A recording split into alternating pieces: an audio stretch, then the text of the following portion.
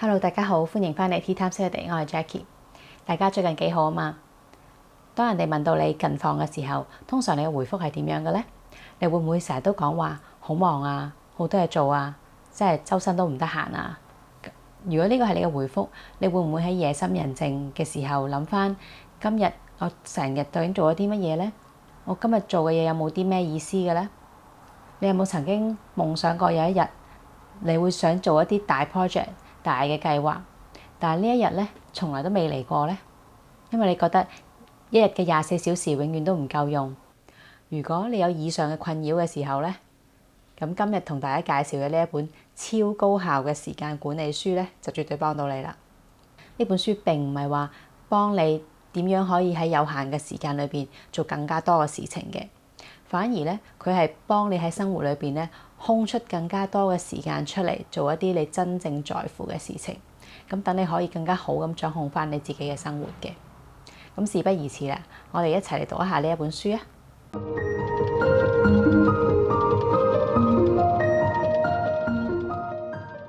今日介紹嘅呢一本書《Make Time 生時間》，佢嘅作者咧係 Jay Lab and John Zeratsky。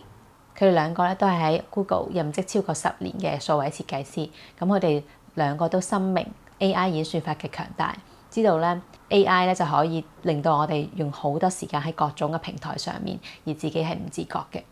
咁所以呢兩個作者咧就經過多年嘅一啲實踐咧，同埋去研究咧，咁佢哋就揾到一個方法係4個步驟嘅啫。咁就令到我哋可以將我哋嘅時間咧最佳咁樣有效利用，而且將我哋專注力咧擺翻喺一啲真正重要嘅事情上面。而呢4個步驟咧就係精華、雷射、提振活力同埋反省嘅。咁一陣咧，我哋就分析一下點樣用呢4個步驟咧，幫到你可以生多啲嘅時間出嚟咯喎。精華咧就即係每一日都揀一個焦點去開始嘅。咁你選擇一個單一嘅活動作為你今日做事嘅優先次序。咁咧，你係要保障呢件事要做嘅。咁呢件事咧，唔一定話係嗰啲非做不可嘅事情啦，但係係嗰啲你好想去做嘅事情嚟嘅。雷射咧，就即係話我哋點樣可以打敗我哋嘅分心，為你嘅精華呢一件事咧，生一啲時間出嚟去做。咁咧就要調整你用緊嘅一啲科技啦，揾咗一個 laser mode 一個雷射嘅模式咧，去幫助你去聚焦完成你嘅精華嘅。咁提振活力咧，就即係話用身體幫大腦充電，譬如我哋可以用運動、食物、睡眠或者靜心等等嘅方法咧，嚟幫你個大腦去充電嘅。咁最後反省咧，就係點樣可以去調整啦、改善翻你個系統，回想翻邊一啲你係需要延續嘅策略，邊一啲係需要更改、改變，或者有邊一啲策略咧係需要放棄嘅。咁呢個4個步驟咧，咁我哋一陣間會逐步講一下佢哋係點樣實踐嘅。首先我哋講一下精華先。咁每日開始嘅時候咧，我哋就將自己嗰日嘅重點咧就定咗落嚟，即係我哋只係專注一樣事情去做好佢，就係一個精華就去做好啦。咁點樣揀呢一件事認為係最重要嘅咧？點樣揀我哋嘅精華出嚟咧？咁咧有3個方法咧，可以幫我哋去篩選佢嘅喎。咁呢3個方法咧係咁樣嘅。第一咧就係迫切性啦。如果呢一樣嘢咧係非常之緊急嘅，你如果今日冇做好咧，你之後會好後悔嘅。咁呢件事可能就係你今日嘅精華啦。即係譬如話，你聽日就要 present 啦，你今日仲未做好你個 presentation 喎，咁即係話今日你嘅精華好明顯就係要做好你個 presentation 啦。如果你仲未做好嘅話，第二咧就係滿足感啦。咁有一啲事情咧，佢未必係好緊急嘅，但係咧你做咗之後咧，會帶俾你好大嘅滿足感嘅。咁呢一樣嘢咧，可以成為你今日嘅精華嘅。譬如話，你要整一個 website，呢個 website 咧，你想整咗好耐噶啦，但係一直都冇着手。咁你開始做呢樣嘢咧，可以成為你嘅精華。第三咧就係樂趣啦。樂趣當然係非常之重要啦。咁有啲時候，我哋生啲時間出嚟咧，就唔係齋係為咗做嘢嘅。我哋人生活裏邊有好多美好嘅回憶咧，就係因為好多唔同嘅樂趣帶出嚟俾我哋嘅。所以如果嗰件事可以帶俾你好多嘅樂趣咧，其實嗰樣嘢都可以成為你今日嘅精華嘅。當你揀定咗今日嘅精華嘅時候咧，咁有一個有效方法咧，就係你要將佢寫低落嚟嘅。無論你係寫喺你嘅電話度啦，定係話你揾本簿仔出嚟 mark 低佢咧，其實寫低落嚟呢一個動作本身咧，都會幫到你可以提高你完成呢個精華嘅機會㗎喎。咁除此之外咧，以下仲有幾個方法可以幫到你達成你嘅目標，完成你嘅每日精華嘅。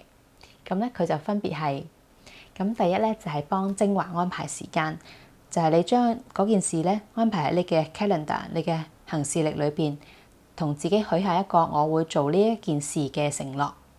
咁第二咧就鎖住你嘅行事曆，即係你揀咗一個日子啦嘛，咁你要 block 埋一段時間去專注做嗰樣精華嘅事情嘅。咁你可能會話我已經好忙啦，未必揾到一段完整嘅時間去做呢件事喎。咁所以就第三咧就非常之重要啦，就係咧你係可以推平你嘅行事曆，即係話你壓縮每一件事情所需要嘅時間，將啲零零散散嘅事情咧集中埋一齊做，你就可以空出一段長啲嘅時間出嚟，好等你可以專注去做你想要做嘅精華啦。第四就揾到自己舒適，同時亦都能夠專注嘅時刻去做你嘅精華事情喎。咁如果你係早睡早起嘅人啦，咁你就早啲起身，安排朝早冇咩人打擾你嘅時候去做你嘅精華啦。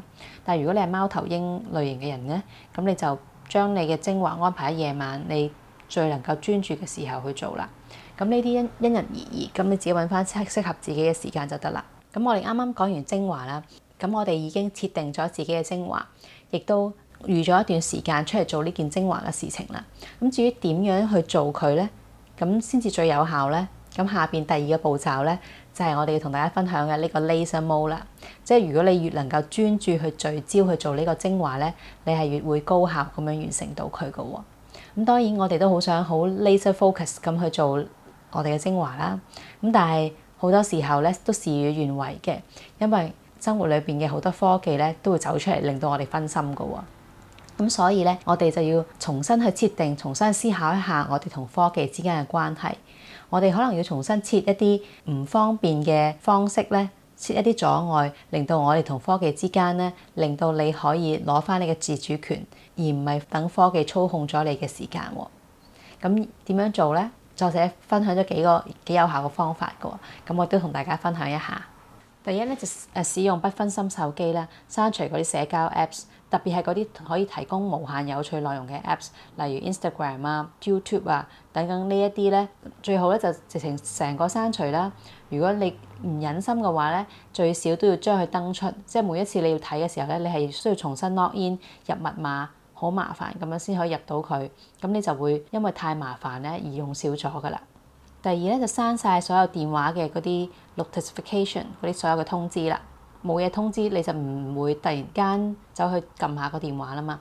第三咧就係唔好一起身嘅時候咧就開 email 或者開嗰啲 social apps， 即係 WhatsApp、Signal 啊咁樣。你拖得越耐先去睇呢啲 social apps 咧就越好嘅，因為佢會令到你有一個持久啲嘅平靜，容易啲進入一個 laser mode 嘅。第四咧，你就將處理 email 呢件事情咧排入去嘅一個行程裏邊，即係話咧，你唔係成日 check 住你個 email 嘅，就可能你 set 咗邊段時間你先會 check email， 其他時間你係唔睇 email 嘅，咁你就會避免為咗成日覆 email 浪費時間啦。第五咧，新聞都冇睇咁多嘅，你可以一日睇一次或者一個星期睇一次都已經足夠噶啦。千祈唔好太時刻咁樣追蹤住嗰啲新聞，因為好多時候大部分嘅新聞你睇咗或者唔睇咧，都唔會對你生活有好大嘅影響嘅。而真係有好大影響嘅嗰啲新聞咧，其實你會有其他途徑去得知嘅。第六咧，就嘗試一下每一次你想進入精華時段嘅時候咧，就播同一首歌。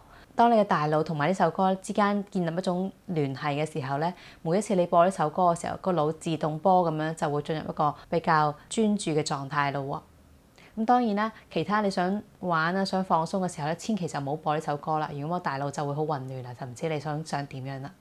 我哋啱啱分享完點樣揀每一日嘅精華，亦都講咗點樣可以令到我哋進入我哋嘅 laser mode。仲有一個好緊要嘅元素咧，就係第三步咧，就係我哋點樣可以有精力去進入呢個 laser mode，去完成我哋嘅精華嘅事情咧。咁第三步好緊要咧，就係我哋點樣去提振我哋嘅活力啦，即係點樣令到我哋成日都精力充沛。咁首先第一個方法就多啲做運動啦，每日做20分鐘嘅運動咧，就已經可以令到你更加精神，而且會瞓得更加好噶啦。第二咧，食一啲真正嘅食物，即係揀一啲原形嘅食物，例如即係啲 whole food啦。咁少食一啲加工嘅食物，令到你個腸道更加健康，因為腸係我哋人體嘅第二個腦嚟嘅。第三咧就係離線，多啲去同一啲能夠幫你充電嘅人咧一齊見面互動同埋傾偈，幫助你身心可以健康一啲嘅。咁第四非常之重要啦，就係瞓覺啦，因為睡眠咧係令到我哋成個身體可以 reset，可以進入翻一個修復嘅狀態。咁所以咧，盡量就唔好將你嘅電子產品帶入你個房啦。電話啊、iPad 呢啲咧，最好就可以擺喺房間以外啦。咁呢啲都可以有效咁提升你嘅睡眠品質嘅。咁最後一步咧就係反省啦。以上嗰3步，當你做嘅時候，咁你就會用咗唔同嘅方法去研究邊一啲啱自己噶嘛。咁最緊要咧，你記錄翻落嚟，邊一啲方法你用咗之後覺得好有用嘅，咁你可以 keep 住用啦。邊一啲方法用咗之後你覺得唔係好大幫助喎，咁可能你要再進行一啲微調，或者甚至唔用呢個方法啦。反正嘅呢個步驟咧，就係你要將自己用嘅方法再睇一次，啲咩啱自己，咩唔啱自己而進行調整嘅。咁跟住你做完呢4步之後咧，你就再 loop 一次。就做，即係不停咁樣去改善自己嘅一啲方法啦。咁以上講嘅嗰啲方法，你覺得邊一啲會對你有效呢？邊一種方法你覺得都值得嘗試一下，睇下自己啱唔啱用喎？咁樣呢，如果有嘅話呢，你可以下面留言話俾我知。咁希望你可以喺日常生活裏面呢，生到多啲嘅時間出嚟做你自己真正在乎嘅一啲事情啦。我會將呢本書嘅購書 link 咧擺喺描述欄裏邊，如果你有興趣嘅話呢，可以 click 嚟睇一下嘅。今日條片就差唔多啦。如果你中意呢個內容嘅話，請你撳個 like。又或者你都覺得呢啲方法除咗幫到自己，仲可以幫埋其他朋友嘅話咧，請你都幫手 share 一下俾其他朋友，都可以幫到佢哋可以生多啲時間出嚟做自己真係在乎嘅一啲事情啦。仲未訂閱我 channel 嘅話咧，可以撳埋個訂閱掣先走，而且開埋隔離個鐘仔，咁以後有新片咧就唔會錯過啦。